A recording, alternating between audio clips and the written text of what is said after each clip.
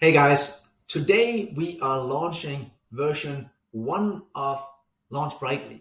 So me and my buddies have been in that basement for the last year and a half trying to craft this platform that can automate the product screenshot process. A process that, at least today, is mostly, if not entirely manual.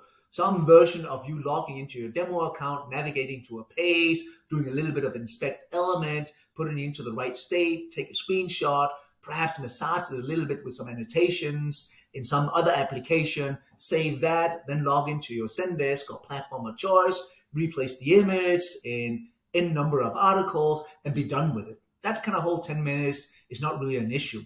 The issue is that each one of these images, because of all of the engineering velocity that we've seen of late, will have the application kind of move forward almost on a day-by-day basis. But the images are static. They live in the past.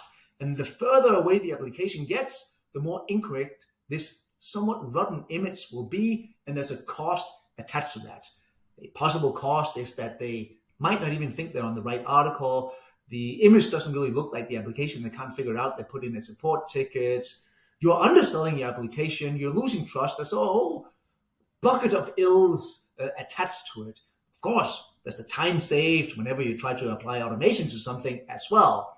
Now, the way we want to solve this is to have you set up a bucket of automation recipes. So you ask us to log into your demo account, navigate to a particular page, find the kind of feature in question, delete the elements you don't want to have a look at, the upgrade banner, the intercom bubble, and so on and so forth, add a few kind of strings to a text input or open the kind of date selector, and so on and so forth, take the screenshot, style it according to your kind of identity, the nice kind of drop shadow and rounded corners, and so on and so forth.